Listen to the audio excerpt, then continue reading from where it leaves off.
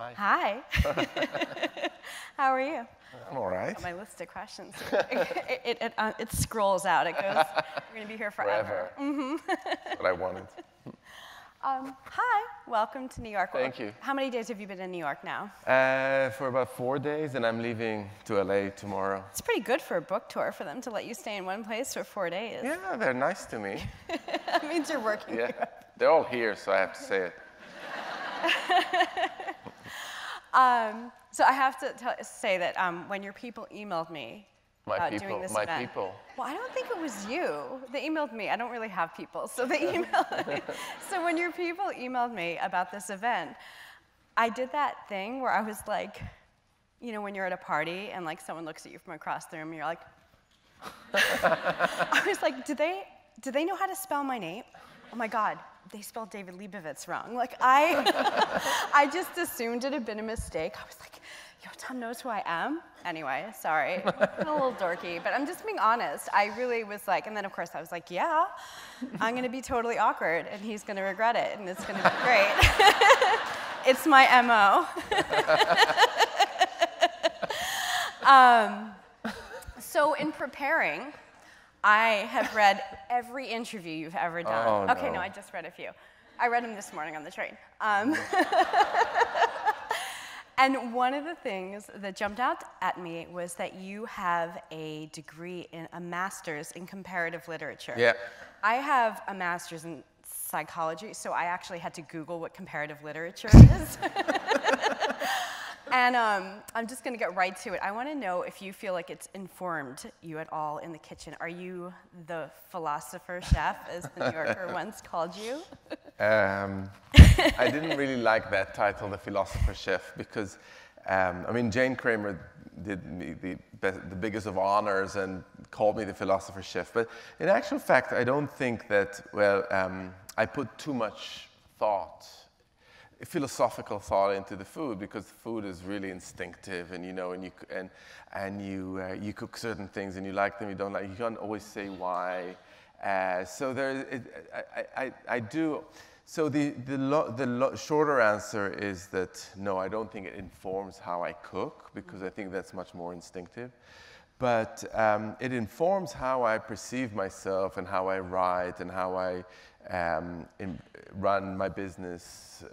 So I think it does, because when you study certain things, and I'm sure you get that from when you studied psychology, it builds you up and creates a certain worldview, right? Mm-hmm. And that's all part of me, and I love the fact that I've got that, and I use it all the time. So I write something and I look back at it and I judge it in a particular way. So in that respect, yes. Very interesting. I had one of the tidbits, I have all these little tidbits that I enjoyed from previous interviews you'd done, and one was when you were with Sami Tamimi. Am I saying his name correctly? Yeah. Okay. Your business partner, where he said that you guys had met and shared a joint incomprehension of British cuisine. And I loved that, and I'm like, I have to ask him about this. So you grew up in Israel, and you moved to England. Yeah. There's a couple other places along the way, but you end up in London, and you try mince pie. I mean, I can only imagine mince with pie your was, taste buds what. So mince pie is something really weird, because I mean, and Sammy and I had that. There's the mince pie and there's the pork pie, and they're both as weird as each other, because the mince pie is a Christmas delight that I'm sure most people know, but you don't know what it is? I'm very confused as to whether okay, so okay, well, I'll start from the beginning. So a mince pie is a little pie that you eat at around Christmas time, and it used to be made with mince meat. So at the time, you know, we all know that in medieval times the meat was so awful, you had to put a lot of sugar and spices on it. And that's when it started. But these days there's not much meat. There's no meat in a mince pie. There's actually some suet, with lots of dried fruit and sugar and other fruit, and it's actually quite nice. But the idea of it is really weird, and still I think about, like, I eat mince pies and I kind of like them, but it's kind of weird, and especially when you arrive first. it's bewildering. But what is more interesting is a pork pie, because a pork pie, everybody thinks it's like, you know, I came and I spent in the early 90s, I spent a summer before I moved away from Israel, I spent a summer in Edinburgh. And I went to the butcher and they sold pork pies. And they look really good. They've got this beautiful crust and they're filled with minced pork. And sorry for all the, Jews in the room, but we all learned about it from. So, it's eaten cold. Wow. You eat it cold. So it's got this pastry, and the pork mince is like a pate, and there's the juices, you know, the liquor that kind of coagulates. But you eat it really cold, and it's absolutely disgusting. And you're not allowed to warm it up. You go to the butcher and you buy it and you eat it cold. It's very bizarre. Really, really very bizarre. So because the only thing I know about this, I know from that cooking show, The Great British Bake Off. And so that's most of, and so I learned about the hot water crust, and I thought it looked really good, but thank you. The hot water crust, all of that is fine, but that's just the idea that you take really good crust and you take cold crust, congealed meat, and eat it cold. I mean, it's a bit like gefilte fish if you ever had one. Fair enough. But your palate is really the opposite. I think you described it as being defined by bounty and freshness and surprise. This kind of sounds like the opposite of mince pie. Yeah. I just maybe. No, I mean, I think well, the more honest answer is that you can do any kind of food. I think you can do really well. So even a mince pie can be done really well if you play around with the spices and you're quite sensitive to what you put in there. It could be nice. But for me, that would not be the top of my list of things that I would want to eat. And I think for me, it has to have color. And the colors, I don't mean only visual colors, but like metaphorical colors. It has to have some kind of intensity and contrast within a dish that I always love to explore and experience. And so things that are completely uniform, I don't like. There needs to be like surprises in the experience. Things like, wow, what is that? That is interesting. That's what I find the most delicious. I think it's what people like about your cooking. Now, a couple things, and I'm still doing my deep dive into all these interviews right now, because I really found, I kept cracking up over like little bits and pieces that made it in, and one of them, there were a few things about vegetarians. Yeah. And there was one where I think Sammy had said that he has more simple taste, but if he wants to do a tomato and mozzarella salad, that you said something like, oh no, it's going to bring all the vegetarians in. And I wanted to, I know you're not a self-hating vegetarian because you're not a vegetarian. But no, I got a kick out of it because this is very true to your cooking, because vegetarian cooking has come a long way, and vegetable-focused cooking partly, and maybe largely because of what you've done with it. But for years, you know, vegetarian cooking was not really, you know, synonymous with strong flavors and exciting ingredients. It was just filler. Yeah. And it's changed so much, and I think that's one of the things that makes your cookbooks really special. Yeah. So how did you? How did I do it? How did you convince people? Did you find it hard to convince people to do more with their vegetables, or did you find you were getting pushback from people who didn't want to do all that with just an eggplant? That's a big question. Yeah. Like, how do you do it? No, I never set out to convince anyone of anything, because I think one of the worst things you can do with food is try to make people feel bad about what they eat or how they eat. And there is a whole trend, or there's been a bunch of trends where the whole business of whoever is running them or promoting them is about to convert people to eat differently. I think this is really the wrong approach, and I've always said that. So for me, first of all, because I grew up in Jerusalem, and there's vegetables were actually, there's great vegetables, and they're much more part of the day-to-day diet than I guess it was in England when I came there.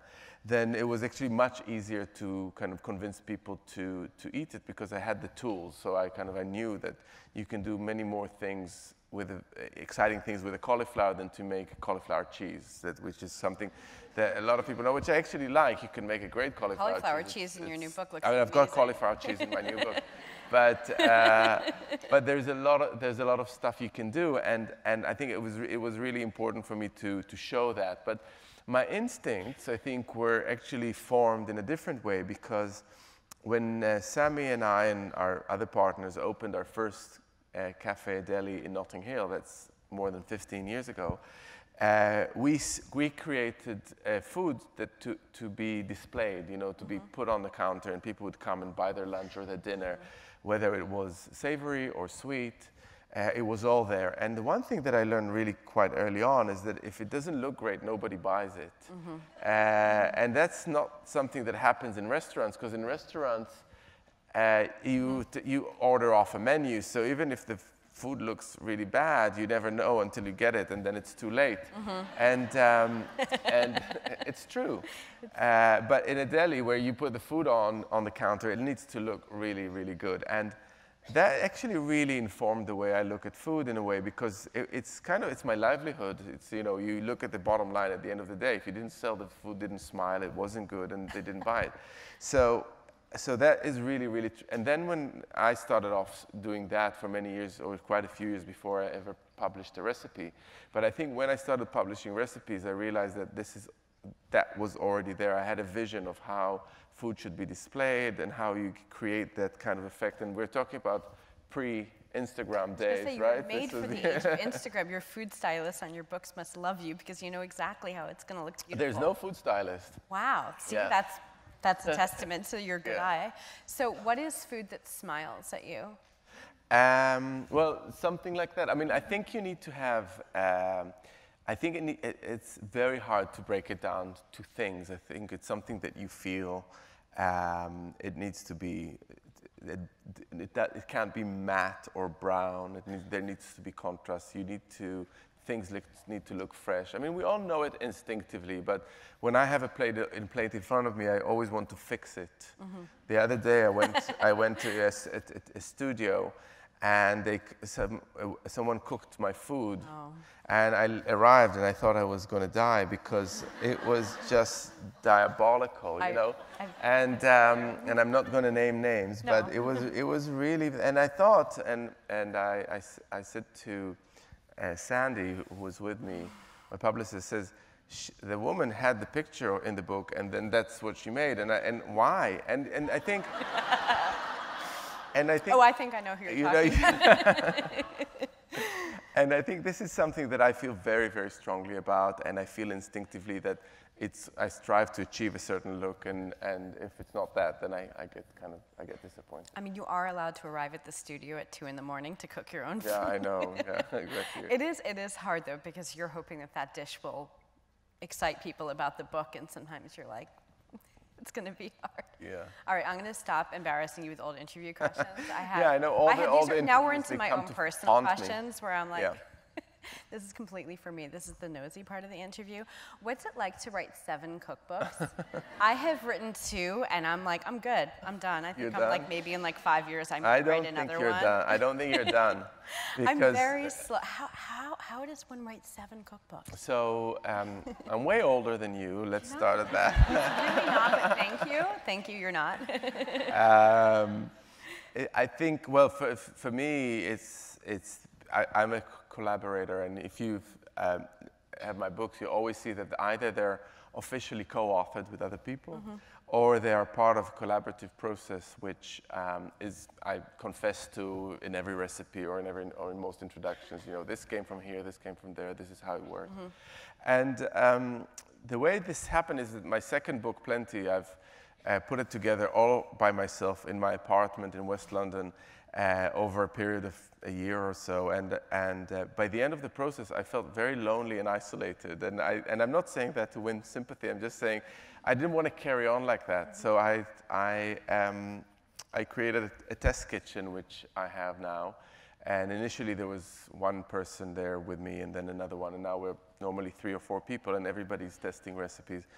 and it's the happiest place in the world. It's where food is created, and you know, we sit around and we brainstorm ideas, and everybody chips in and offers ideas and throws things into the hat, and dishes come out, and it is really as exciting as it sounds. And I really found that this allows me to do more. Collaborations come out, great ideas come out, books ideas come out, and it's all part of conversations that we have. And I think I wouldn't be able to be on book 7 if I hadn't had all those people. And it's not like, you know, false modesty or anything like that. It's just the way it works. And anyone who comes to the test kitchen can tell you that that's how it goes. I'm gonna go put on my to-do list, get a Smitten Kitchen test Yeah, kitchen, hire 3 people. I'm really fun. I can't just like for it. show up at yours and just be like, I only need like a 2-foot counter. That's what I'm used to working on. Okay, so now I was gonna ask you, people always ask women how they juggle it all, and it's such a, I don't know. I just feel like the only way to handle it is I actually just stopped answering it, but I think it would be nice if we asked men the same question once in a while. Wow. It's not a gotcha question, but like, you know, it's not easy. And when you have a family and you have a business and you should have seen me when I was pregnant. Are you kidding? It's the only time I'm productive is when I'm pregnant. The rest of the time, when they make more noise when they're out, like they need more things.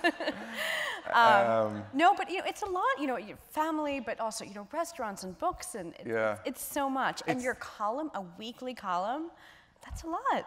Yeah, you make it sound really hard. I mean, it's selfish. It would be hard for me. I really think that it's the same answer that I gave you to the previous question.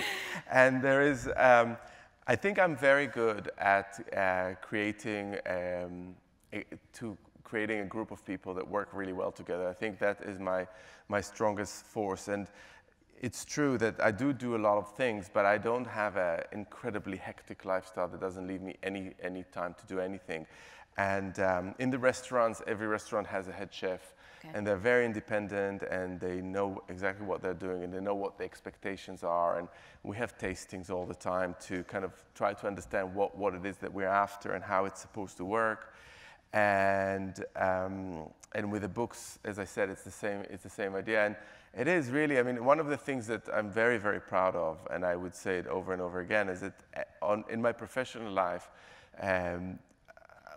myself and the other 3 business partners, Sammy, Noam, and Cornelia, we really managed to create a certain family that works really well together. And people that leave often come back, which is a great testimony to the fact that they like being there.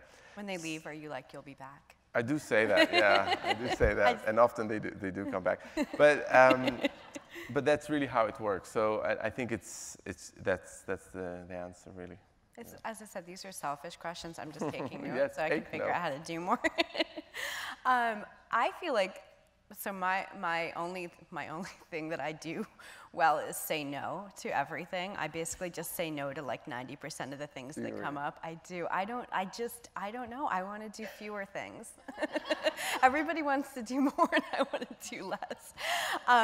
Do you feel like you say no to a lot of things? I mean, to keep yourself on this path where you're doing what you want to do and not finding yourself in a project that is taking time away from the things that are really important to you. Yeah, I say more. So I had my husband Carl and I had our kids in our mid-40s, and I thought to myself that I would want to spend time with those kids and see them grow up. I don't want to be a parent that is, you know, such a workaholic person that, you know, that does not see the kids. And it was really important for me to give time to the family, so I don't work on the weekends, and I try to be there at the beginning of the day and the end of the day, and see them. And I just think that it's so important to create a space. And if you don't create a space, then kind of life goes by, and that's the end of it. So I forgot the question you asked. No, you answered it. I'd ask what things you say no to. I would say that once you know what your space is, so that was the say no to everything outside. So I do say no to a lot of things that come my way. For instance, I've been asked to do more television than I've done. I did some TV programs back in the UK for Channel 4. I don't think they've been aired here, but but now I say no, because I know that every one episode takes you away from home for like 10 days, plus voiceovers and all the rest. And it's just not worth it. So I do say no to certain things. But I say also yes to a lot of things, as you alluded to, in all the things that I do. So since we're still in the selfish question portion, I want to ask you what your strangest book tour experience has been, because you do really, I mean, not a lot of people do these old-fashioned author book tours anymore. I do them, I love them, and you are here between two cities right now, so what's the strangest thing that happened on book tour? I didn't prepare for this question. I mean, I can tell you, but oh, tell me, because you read all the interviews. No. I actually. Tell me yours, please. No, it's like I shouldn't. It's yes, not please, gonna. Please. Okay, maybe we'll just go real low here, and then whatever you do is gonna sound amazing. This is. Somebody arrived puking into a plastic bag. Puking? Sorry, guys. Were you hungry? Did anyone want to eat after this? Fixed it. The bag was clear. Really? Oh. She still wanted her book signed. I feel really bad because part of it was like, wow, like you came so far and you just didn't want to miss this, and that was really flattering. But there was also the part where she wanted a hug and a picture, and I was like, I'm terrified of getting sick when I'm traveling. Like, you know, that's just and what do you, like, anyway, so we're going to go up from here, guys. I don't think I can find anything to even. That's the low. We're going to go up from here. Remotely close to that. Well, your book tour is still young this year. And I'm also trying to emulate all the reasons for other people who are going to come later and feel bad for doing something that I'm going to say now. It's true. I mean, I feel like that was pretty, that's definitely a one-time thing. So let's move on to the next question. Okay, well, the next one, it's also about, like, self-humor. Have you ever really botched at signing a book? Like, I mean, last year I was touring during, like, our presidential election season, and everybody who's named Hillary, I probably spelled wrong. And there was also a time that the person's name was Angus, and I missed a letter. So I just need to know that it wasn't. Sorry, guys. Really, the classiest conversation at the 92nd Street Y. We went to all of it. Anyway, but do you ever just mess up and then somebody? Yes, does anyone get mad at you? And I mess up. Like, I tend to write happy birthday to lots of people who do not have birthdays, and it's too late because I've already written happy birthday and their name. So then I need to ask them to kind of keep it for their next birthday or something. So you just cover it. Yeah, because I do tend to kind of go on autopilot when there's a very long line and you know you've got, like, you want to go to bed. So we really shouldn't be talking about this subject before everybody queues for the. I mean, yeah, the night is still young. To be signed. I wanted to ask, and this should be a little easier. How do you stay inspired? I mean, for me, you need to rest. I need to rest between projects. I like to travel. I like to eat in new restaurants. But, like, what inspires you? How do you keep yourself from running out of ideas? So I do like I have a little notebook where I write things that seem to be completely irrelevant at the time, but then they bring back. So if I go out to eat in places, and I just mentioned I eat something good, I write down what it was, and it doesn't need to lead to anything in particular straight away. But then I go back to my book and I say, oh, actually, that's something that I can work on. That could be a great idea for a recipe or for a meal or for something. And I find that sometimes the ideas for recipes or for new dishes come out of just something which seems completely random, which is a kind of a combination of colors. So often I look at a recipe book and I see something that I don't even know what it is because I haven't read the recipe, but visually I think, wow, that looks great, and it immediately sparks an idea.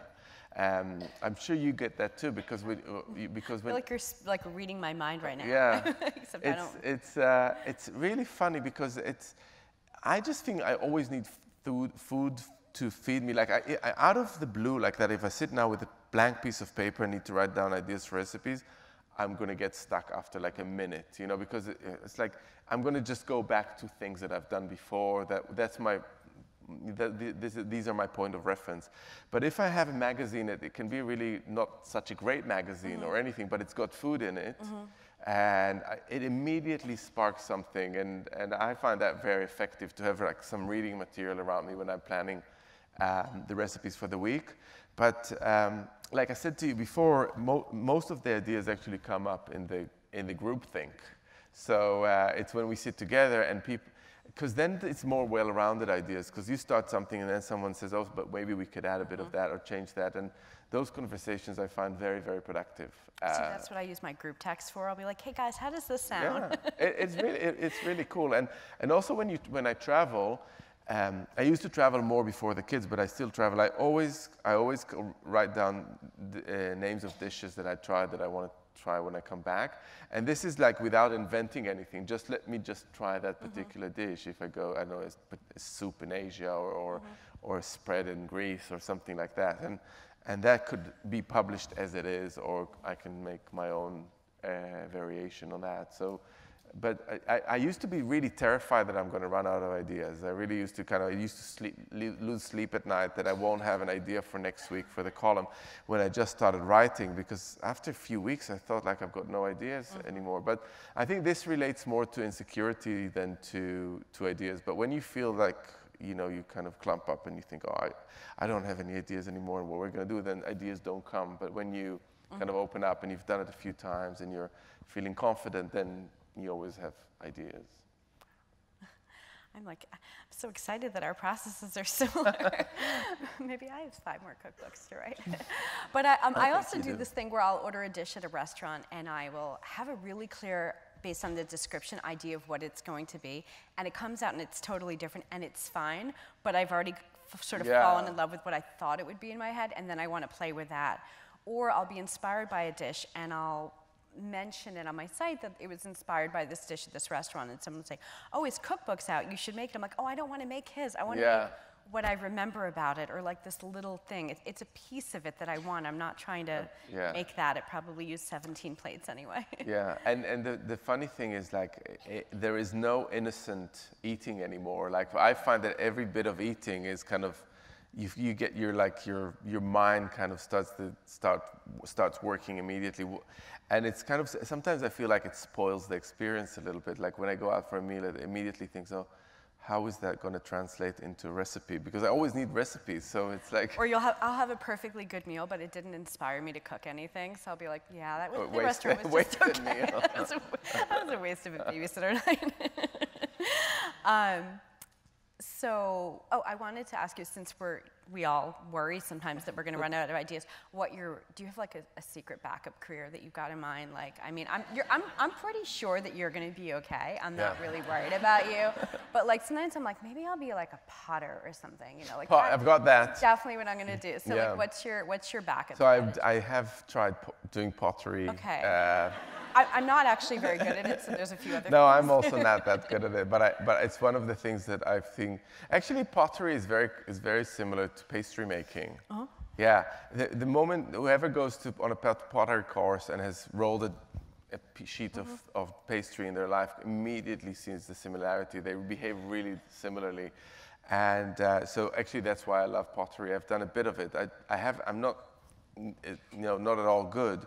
But I love doing it, and I think I love the applying yourself without any consideration.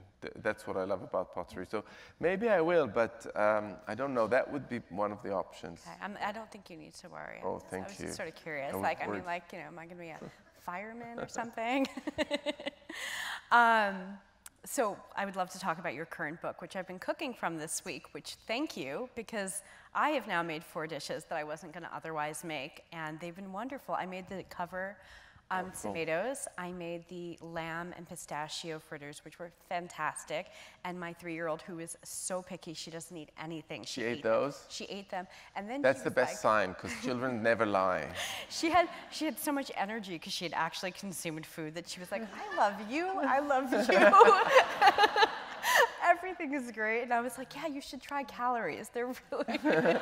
Anyway, but I thought that was great because we always think that kids are going to want this very plain food, and I just don't find that to be the case. But anyway, I wanted to talk about the book. What else did you try? Oh, sorry, I made 4 things. So I made the tomato lentil coconut soup.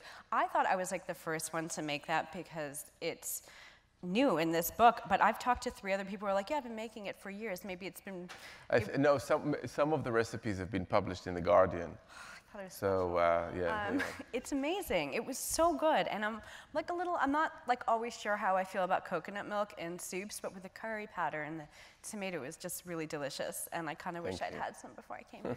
And then I made the gorgonzola and blue cheese, gorgonzola and spinach stuffed potatoes. Mashed potato. Stuffed baked potatoes.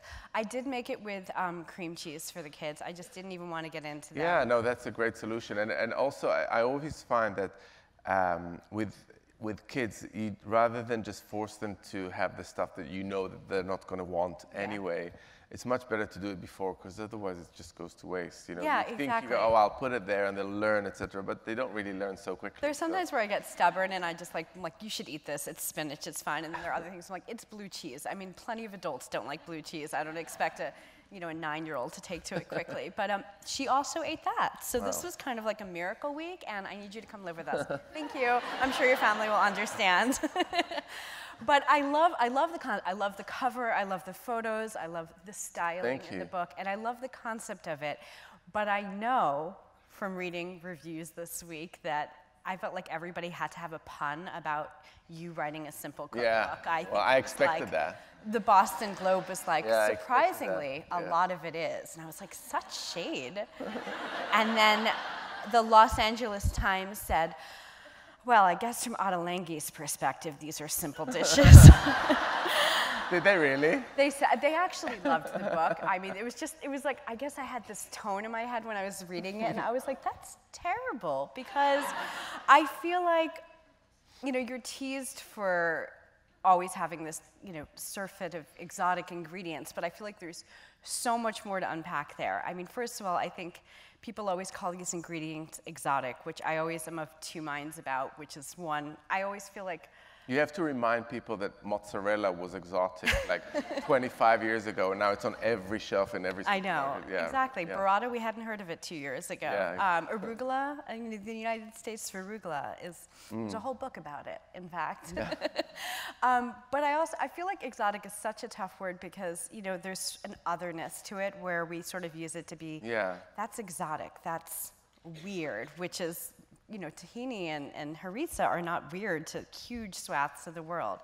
On the other side, most people go to a grocery store and wherever their town is are not finding all of these things on their shelves.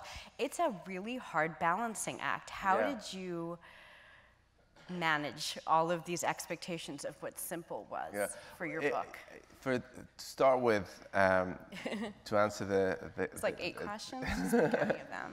No, the expectation that people would assume that cooking Ottolenghi simply is an oxymoron was completely there from the beginning, and we preempted it by writing. The first few sentences in the book is that there is such a thing as cooking simply. But I think what I realize is that I can't really do something which maybe other cookbook authors can do, and that is completely go very basic, because there is a certain inherent level of complexity in my food that people would just expect. So why me if I'm just going to make a pea soup with pea and onion and garlic, and it might be a delicious soup, but it's not an Ottolenghi soup. So I needed to try to do 2 things, to simplify or to do things that are achievable and doable to people in various ways, and at the same time to still keep an element of surprise and the exotic, whether you like the word or not, but something that seems a bit unfamiliar. And the way we approached it is, not kind of paring down all the recipes and cutting down the ingredients from 15 to 8 just for the sake of it. So we came up with this system where the acronym is SIMPLE, S-I-M-P-L-E, in which every recipe, it signifies in which way it's simple. So it's true, not all the recipes you can put together in 20 minutes, but they are simple in a certain way, and I'll explain it a little bit. So the S stands for short on time. So every recipe that has an S on it is short on time. So you could easily make it within half an hour. The I stands for ingredients 10 or less. The M stands for make ahead. So if you want to cook a meal, one of the biggest stresses is that you have to do it and then serve it, and this whole business of doing it immediately adds a lot of pressure. So if you have an M and a make ahead, it means you can make it in the morning and serve it in the evening. You can make a big batch the day before and chill it and reheat it, etc. The P stands for pantry, and those are dishes that you cook from what you have in your pantry, your rice and your couscous and your frozen peas, etc. And the L stands for lazy. It's my favorite. Yeah, I thought of you when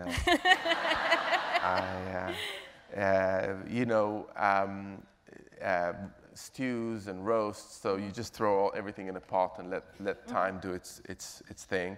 And the E stands for easier than you think. So those are recipes that people look at the title and go, I don't make ice cream, I don't make bread, etc. But actually, if you look at the recipe, it's actually not complicated as that. So this is how Ottolenghi complicates the system, or the word simple. I love in a way it is. But actually, there is a system to this madness, because it means that when you open a recipe and you read it and you go like, okay, I can make this in half an hour, or okay, I can make everything and serve it the next day if it's got the M for make ahead. And this was the way around it. So when people say, no, I can't cook your food because it's just too complicated and it's too many ingredients, I go, no, that's no. You go for an I and it's less than 10 ingredients. So that's how it is. And I feel that there's enough integrity there between breakfast dishes and dinner dishes and desserts. You can actually kind of put together a meal relatively easily and with very little stress. And even feed 3-year-olds. And forget the LA Times. They don't know what they're talking about. They actually loved it. And I think they said that, why should you even have to do this? We like your cooking for what it is. So, but I thought it was really neat. And I did, not because I'm lazy or slow or procrastinating at all. I started all those things at 5 o'clock, basically trying to get them out for, let's say it was like 6:20-ish. But I'm a kind of a slow cook, and it worked. I mean, a soup, yeah. The baked potatoes, I had baked them earlier in the day. So make ahead. But I'm actually a slow cook, so it was pretty good. I also, when I was thinking with the explaining what simple was, that whenever somebody says to me, is this a healthy recipe? I feel the same way. I'm like, well, what definition of healthy are we using? Is it carbs? Is it gluten? Is it dairy? There's so many, I can imagine that you hear from people with so many different ideas of what simple is, that you're not going to, there's no recipe that's going to be but all also of those things. what's easy for you is not what's easy for me. I mean, Absolutely. every person has a different definition of easy. And I think often, and this is what I say all the time to people, say, oh, what about, is this easy or not? I say, what kind of cook are you? Are you someone who feels a bit insecure when you have to deal with new things? So then maybe you should go for things that you are more familiar and explore that. And I really feel very strongly that there is this kind of pressure for people to kind of reinvent themselves as cooks every time they go into the kitchen. Today I cook Vietnamese, and tomorrow I'm going to cook Peruvian and all, and even cuisines that they've never even tasted before. And I just think that really is completely unnecessary in our world. There's so much uncertainty around. Why do you need to add it to your kind of dinner plate? Fair enough. And if you make great pastas, and that's where you feel comfortable, and then just carry on doing it, and everybody will benefit from your well-being, and the food will be better. And I really think that is the right approach. And so this book does its very little to support that by giving people a sense of where they are and what they can do and which kind of simple cooking fits them. I have 4 new dishes in my repertoire, so I'm thrilled. Right. Okay, so this week I asked people on Instagram what they wanted me to ask you. Oh yeah. So now we're in the really fun part of things. My readers are extremely interested in what you're really eating, what you're really cooking, and will you cook for them? This was this theme of all three. I think it's really funny because everybody wants to know, like, what's your favorite recipe? And I'm like, the guy's written 7 cookbooks, probably all of them. I mean, you probably don't have a least favorite recipe, but they want to know, like, what's the dish they should start with in Simple? The dish they should start with in Simple.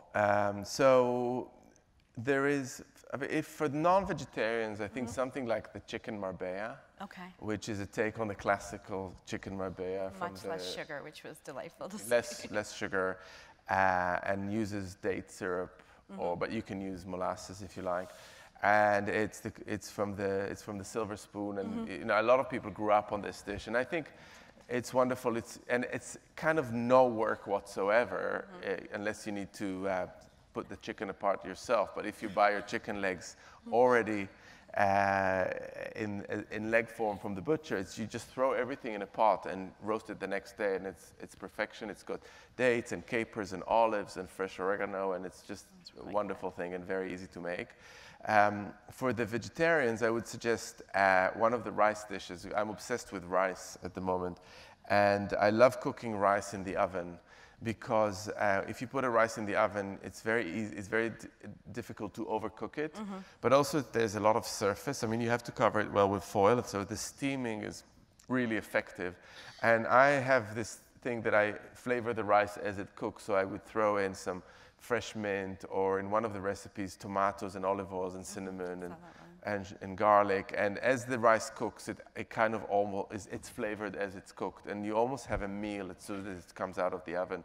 So I absolutely love those dishes to start. You shouldn't have to pick a favorite. I mean, no, I think when people ask you to pick a favorite, it's not so much about what you like, it's about you telling them where to start. Where to start, yeah. Because there's 130 recipes in the book, and it's kind of random where you and they all pick look through so the book. good. But actually, if someone says, "What's your favorite recipe?" and you say something, that makes their life so much easier. A few people asked what your like guilty pleasure food is. They need to know, like, do you like melty cheese? Do you like Velveeta? I like it. Like, do you like Sour Patch Kids? I mean, like, I don't even know what these things are. Oh my God, that you're so lucky. You must have. I do. I eat instant noodles. Instant noodles. Yeah, okay. I mean, that's a beautiful thing. Yeah, I do, and I don't feel guilty. But I think maybe people expect me to feel guilty, so I do. But no, I do like instant noodles, and I love going to Asian supermarkets and picking all sorts of really weird-looking instant noodles from all over Asia, and they're Korean and Japanese and Chinese, and I do like them. And there's so much MSG; it's so good. It's delicious. That's what makes it so good. Delicious. Yeah. You're well known for your interesting flavor combinations. I mean, I too, when I'm making your recipes, half the time I'm like, really? I need to put, like, what's wrong with regular pesto sometimes? Yeah. Every time I do it. And then I make it, and I'm like, this is so good. I'm mincing cilantro stems for that soup, and I'm like, I don't even like cilantro. I loved the soup, so. But I want to know, do you ever put two things together, and you're like, nope. Yeah. Never, that can never happen again. Like, have you had, like, an orange juice and toothpaste moment in your kitchen? I love that. This happens all the time. It really does happen all the time, because when you want to put things together that are not that have not been tested and have not seen the test of time, then it happens a lot. And it doesn't need to necessarily be a clash like that, but it's just little things. And so we often say that's just, some things just kind of flavors clash and don't work together while you think they're really going to work really well. One of the combinations that I often don't like is things that are sharp with chocolate, like the one thing that I really can't stand is strawberries dipped in chocolate. I think this is awful, and does it should stop right now. What's the fruit and nut bar is like the most classic British, like with the dried fruit. I don't like that either, but dried fruit have lost their acidity, so it's kind of a little bit more acceptable, but it's not my favorite thing either. But strawberries dipped in chocolate, that's like water with chocolate, like that's just awful. There are people out there that are like, sorry, I know so I'm offending a lot of people, but so no raspberry marbled brownies or anything like that? No, oh, that's another thing I really hate. I am so glad I asked this. Okay. Oh, they really want to hear about your kids. They want to hear, are they picky eaters? They're not picky. They're kind of in the middle of the spectrum from very picky to super adventurous. Okay. So they don't eat fresh tomatoes at all. Wow. Yeah. Sorry. Okay. They eat tomato sauces, or cooked tomatoes they eat, but they don't like fresh tomatoes. I don't know, they got into their heads that What about this, like the roasted one? No, they wouldn't have that because it's got bits of green on it. Oh, I feel so much better now. But they would definitely eat the lamb meatballs. Yeah. And they eat, it's kind of, but they eat broccoli and cucumber and pepper, but they, like I said, they don't like tomatoes. Or anything that is remotely salady, they won't touch. Funny. And they surprise you, but also you know what it's like they want something, really love it one day and really hate it the next day. It's really. I think the only sane thing is just to not adjust your cooking at all, because so I have one who eats most things, but he still is like, he didn't like the semi-fresh tomato thing going on. He wasn't crazy about that. And then I have one who eats nothing. Like, she eats nothing, so why would I cook for her? She's not going to eat it anyway. I might as well make what we want to cook. Exactly. I don't know if that's like legally allowed, but in general, I mean, like, she seems to be growing. She seems healthy. She ate some lamb this week because of you, so. Good. But no, I think it's normal for kids to be a little bit picky, and then they have their quirk. Her quirk is that she actually likes salad. Really? Yeah, I mean, she won't eat apple pie. But she eats salad. So I'm like, I'm really done. I'm weird. done. I can't work with this. This is just crazy. Very weird. People want to know. They want to know what your kids eat for breakfast. They want to know, like, do we they really pack need to lunches tell all these people what they want to know? No. I'm just letting you know the questions out there. For breakfast, they have porridge. Okay. I think you call it oatmeal. Normal kids. Here we call it oatmeal. Yeah, I went to a hotel once in this country, and I asked if they had porridge for breakfast, and the waiter said, definitely not. We do not have porridge for breakfast. And everybody was having porridge, and I went back, and he says, you mean oatmeal. That's how I learned the hard way. What behind the questions, people are just hoping you'll suggest something that they hadn't considered with their kids, and then suddenly tomorrow morning at 8 o'clock it'll be easier. No, they like porridge. I give them pancakes. They eat. Sometimes they just have like scrambled eggs with toasted bread and some cucumber. That's kind of popular. Some mayonnaise on the bread. Well, does that sound That weird? sounds delicious. No, I would definitely eat that. Oh, my kids? I don't know about my kids. They're weird. What are you totally into right now? And I mean that, like, is there something you had recently or a country you've been to, or some new dish that you're just chasing? What I'm really enjoying at the moment, sorry, that was echoey. I really enjoy zucchini. Okay. Yeah, and it's not a vegetable that I've always completely thought it's the best, but I've really been completely converted to them recently. And so we tend to go on the summer, we go to Greece quite often, to an island and spend time there in a house. And on the island, the range of vegetables is very limited. There's eggplants and tomatoes and potatoes and courgettes, zucchinis and onions, and that's about it. But they're all great, so you have to be quite inventive. And I just found that the courgettes are so good, like raw. So I've got, actually in this book, I've got one recipe for a raw zucchini salad. But also I slow cook them or flash fry them, and they're steamed. It's actually one of the recipes that I learned on the island in a restaurant where you steam or just lightly poached little baby zucchini. And then you slice garlic really thinly and you put it on at the very last minute so that it hardly cooks. It's hardly cooked. It's not for people who don't like, raw garlic, but I do.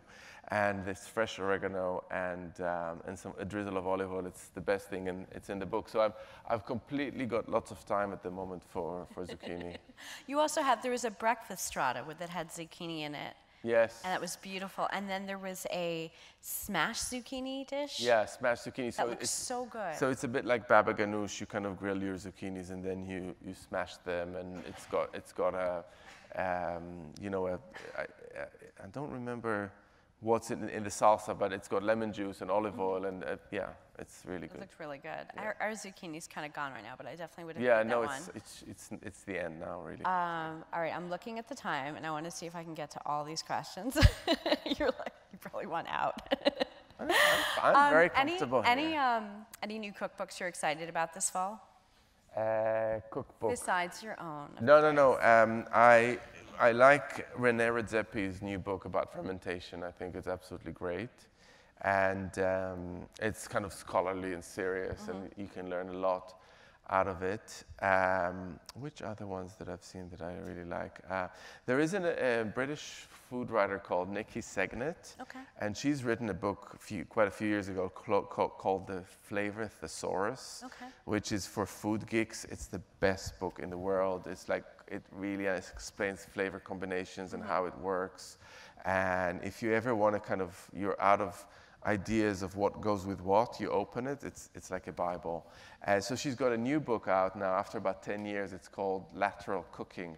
And it's the ultimate cookbook for people like me that work on recipes, and for many other people, I hope, where you kind of want to cook something, but then you want to explore all the roads untaken in the recipe. So why did I not add this, and why did I not add that? So she kind of does it for you. So in the recipe, philosophy component. it's incredible. In the recipe for bread, or in a recipe for choux pastry, or in a recipe for white sauce, she lists all the options of things that you haven't tried that could go with that. So you can add to your white sauce, you can add blue cheese or a pecorino, or you can add bacon, or you can add fish.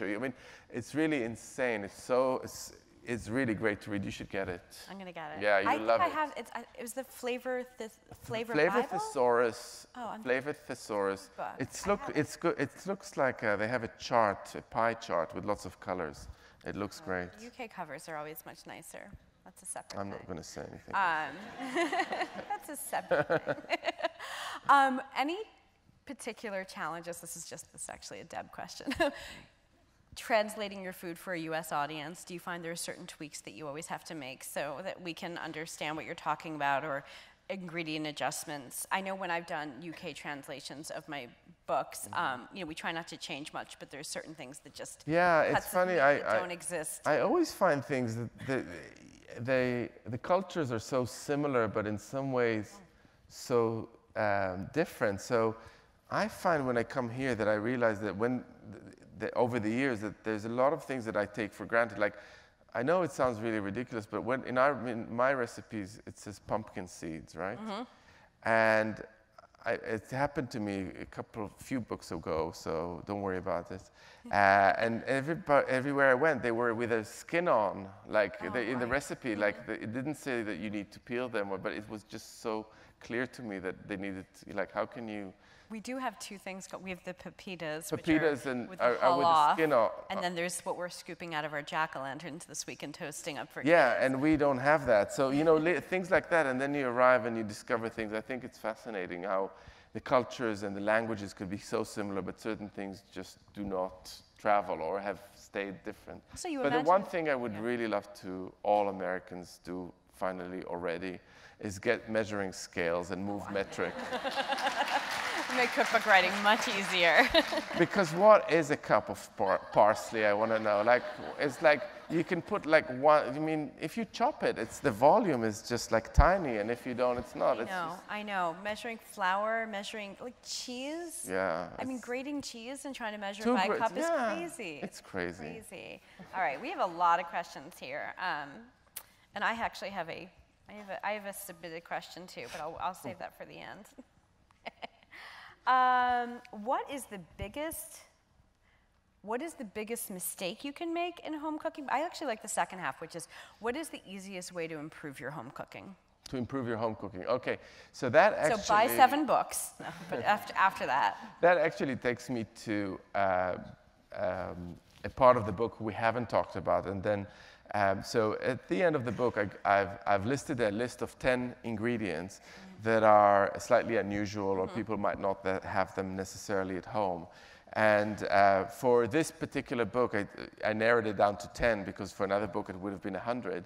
And they are amongst them that you find ingredients that people who cook my food know, like za'atar and pomegranate molasses and preserved lemons and a few other things. But what they all have in common is that they can really transform a dish quite easily. So they all have like an inbuilt flavor mechanism in them that really improves things. So if you buy preserved lemons, or if you make your own, even better, and you chop it up and you add it to a stew or to roasted vegetables or to a salad, it really changes everything. And all of a sudden people think you're a genius.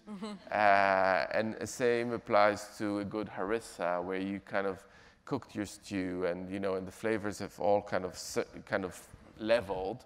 And then you add something with a lot of heat and acidity, and it does that. So there is certain ingredients around that you add to your cooking which really help. I'm so proud of myself for having like 8 of them, and then I got to the black garlic, and then I got to the rose harissa. I'm like, I have this, and then I have the wrong kind of harissa. Rose harissa is really hard to find.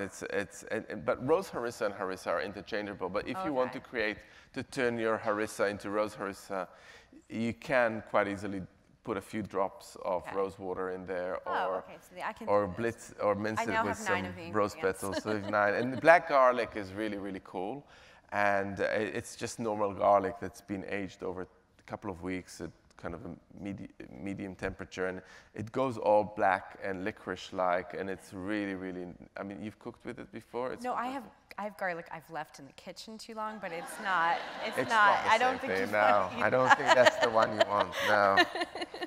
I'm sorry. That's not what I'm talking about. All right. What is your favorite Israeli food to make? Israeli food to make? Yes. What I like to make is, it's very political. It's a Palestinian dish, but it's also very popular in Israel. And that's majadra, which is rice and lentil and fried onion. And it's one of the things that I cook and everybody would eat immediately. Your daughter would love it. And it's just good. It's like pure goodness. It's good for you, but it's got all the fried onions that make it also very delicious. And it's got so many iterations, all over the world, but it's so good. I did a stuffed cabbage with it, vegan almost, the stuffed cabbage with it in my last book, Majadar. I don't think anyone made it, by the way, but it has this sort of minty, lemony tomato sauce. And sounds delicious. I don't think my daughter is eating salads yet, but I'm sure. By now she would have had it. Yeah, I'm sure she'll still reject it. Man, people really do not believe that they eat. They want to know if you eat cereal and milk for dinner ever. For dinner? Yeah. Do you ever just come home and you're like, I'm tired, I want to... But who wants to eat cereal? Well, for breakfast I get it, but for dinner? No, I don't. But I do have it for breakfast sometimes. I've noticed a lot of easier or simpler books this year. Dory Greenspan and even Rose Levy Berenbaum. Wow, I didn't know that. Why now? Do you see this as a trend, or is it just a coincidence? I do think it's a bit of a trend. And I think it's got to do with, I don't know, the sign of the times, and the people want certain level of comfort and someone to hold their hand in the kitchen and make them feel better about the world. And how terrible. I have noticed this. I mean, trend is probably not the best word, but there is something in the air that makes people want to have things that are a bit more approachable, a bit more simple, and kind of soothing. I think we're entertaining at home more than ever. Maybe I'm kidding myself, but I just feel like maybe this is just a New York City thing, but as it gets more and more expensive to go out, if you're young and in the city, you don't want to go out with 6 people to a restaurant and spend $600 minimum. It's much nicer to make something like this at home and then... Yeah, I think so. I agree.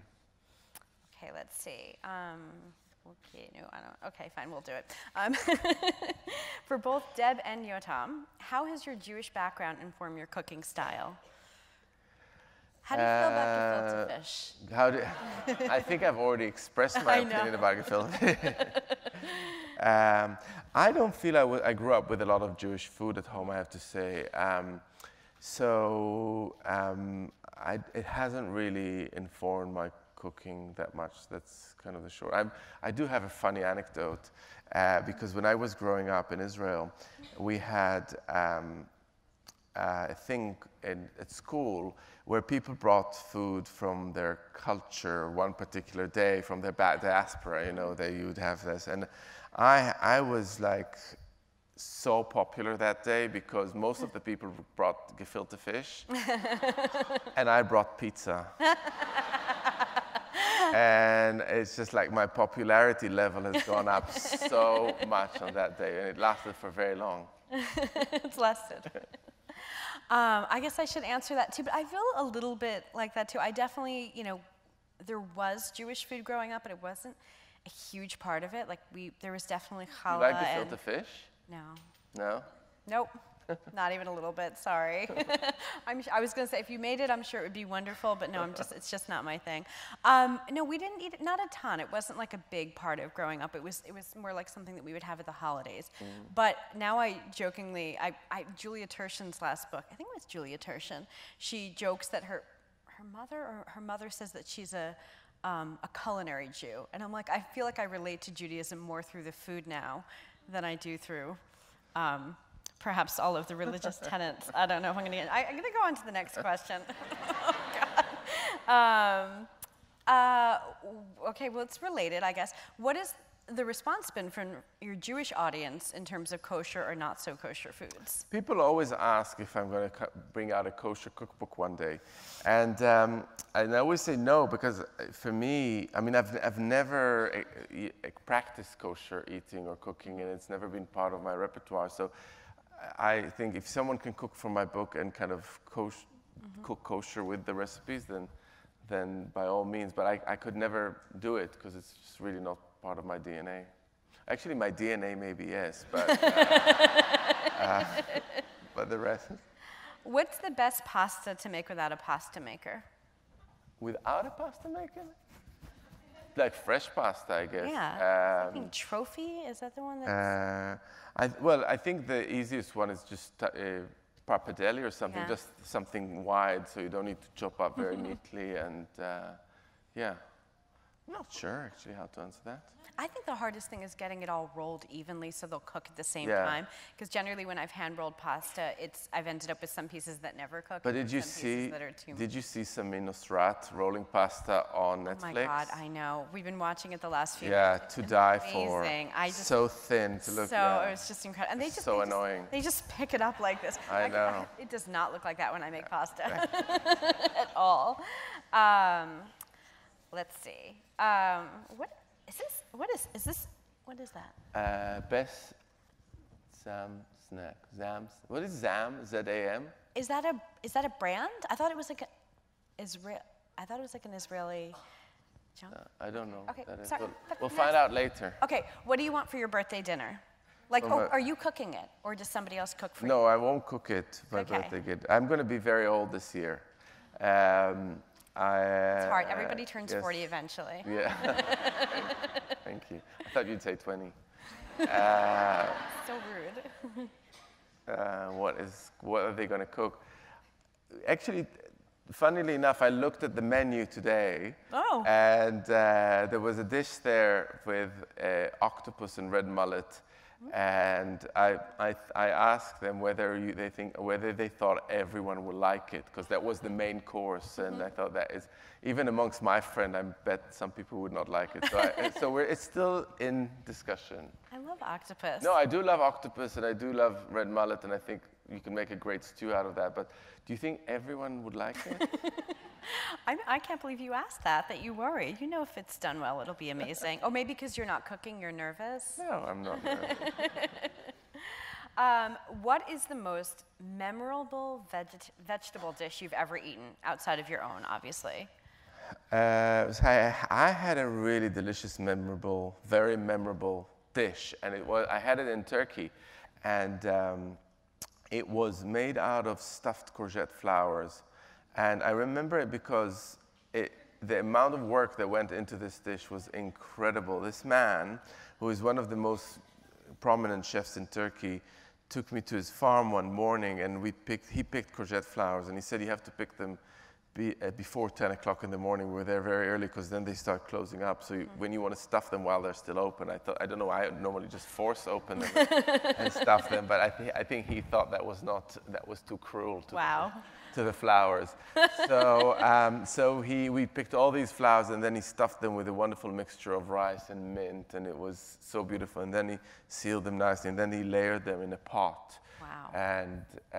And he put some raw grapes on the bottom to give it that kind of verjus kind of flavor, like acidity. And he cooked it for a very long time. It was very memorable. Sounds really good. They must have been very delicate. Yeah. That sounds really good. Very soft and beautiful. Okay, we did that one. Am I allowed to get some? Okay, let's see. We did this one.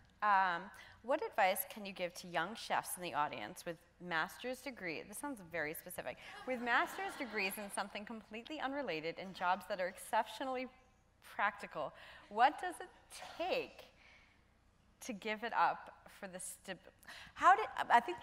Let me just. How do you change your career? How do you change your career? How do you choose cooking? How do you get started? Tell us everything. I don't have a clear answer to that. All I can say is if you don't like what you're doing, you don't need to do it, or you shouldn't be doing it. And one of the things that I always say when people ask me about switching to careers to food is that there's a lot of really shoddy, horrible places to work at in the food industry.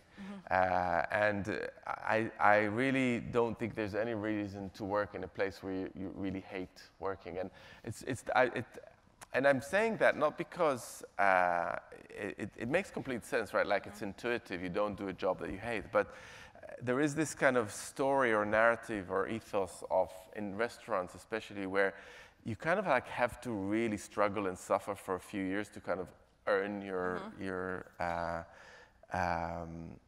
training and become a good chef. And I really don't buy into that story whatsoever. I think you can work in places that are nice and reasonably good, and maybe it will take a slightly longer, but you still keep your sanity and your integrity. And so young people who want to become chefs, I say, take a job somewhere. You'll work really hard, but you need to make sure that people treat you well and you like to go to work in the morning. And that's the only thing you can ask of if that's what you're aiming for. That's like good advice. Yeah, thank you. All right, I have one last question. It's from David Leibovitz. Oh. He says he saw a Pioneer Woman Barbie doll yesterday. And he wants to know if there's a Yotam doll coming. That would be a David question. He told me to ask yeah, this, and he said I can put his name on it. I'm gonna email him later. Don't embarrass me in front of staff. Wait till you hear his answer. I'll just leave that. I've done enough. I think we're good, right? You're off the hook. We're good. Oh. But I still need to sign books. Okay, well, let's get you to work, and hopefully you will spell everything correctly. and write happy birthday.